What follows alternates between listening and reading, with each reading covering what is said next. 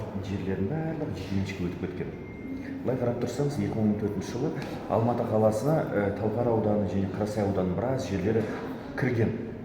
Бірақ өкінішке орай мынау заңсыз шешім нәтижесінде біраз алма бақтардың бәрі қырқылып, екі ортада қазір алма бақ жоқ. Біз қазір мына министр айтып отыр, мынау Алматинский апорт деген брендке қазір үлкен көңіл бөлеміз. Қандай бренд? Алматыны жоғалтып отырмыз, апортты жоғалтып отырмыз. Оның нәтижесінде қазір иеленген кімдер? Бірінші Forbes кітабына енген олигархтар. Екінші Нұрсұлтан Назарбаевтың туған інісі Болат Назарбаев және Болат Назарбаевтың маңындағы барлық осы бұрынғы шенеуніктер осы жерлерді зәулім үйді соғып тастаған. Біз қазір қолымыздағы материалда, мынау тексеру материалда Храпуновтың, Тасмағамбет Есимовтың, мынау Байбектің, әсіресе Бауыржан Байбектің және мынау Бақытжан Сағынтаевтың заңсыз қаулылары қолымызда. Ол қаулылар бойынша мысалы 2021 жылы біз Алмабақ, Горный гигант, Алматы қаласының маңында Горный гигантта 1,5 гектар жердің Храпуновтың және мынау Бақытжан Сағынтаевтың қаулысын бұздық.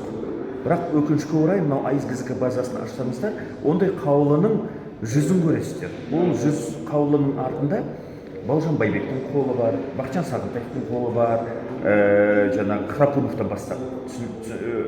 Сондықтан да мен мынау министрге нақты айттым.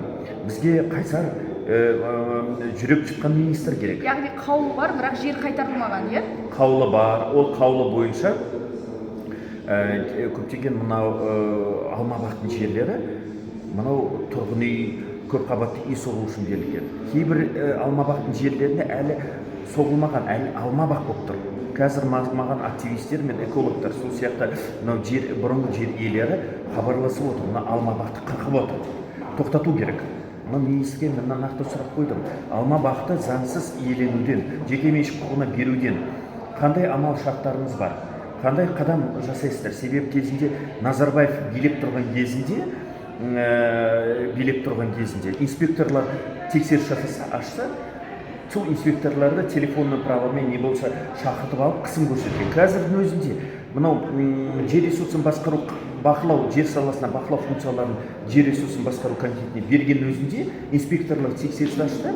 Сол тексерістің артында сол олигархтар, мынау Алмабақта иеленбаған олигархтар жерлерін тексеріс ашса, инспекторлар қазір қысым көрсетіп отыр. Сондықтан да қазірдің өзінде қысым көрсетіп отыр. Мен өз жер аманаты республикалық жер комиссияның төрағасының орынбасарымын. Біз сол жерлердің бәрін мемлекет меншікке қайтарып отырмыз. Қазірдің өзінде инспекторлар қысым үстінде. Оны инспекторлар айта алмайды. Оны инспекторлар журналистерге шақырып айта алмайды. Соның мұңын мен сіздерге жеткізіп отырмын.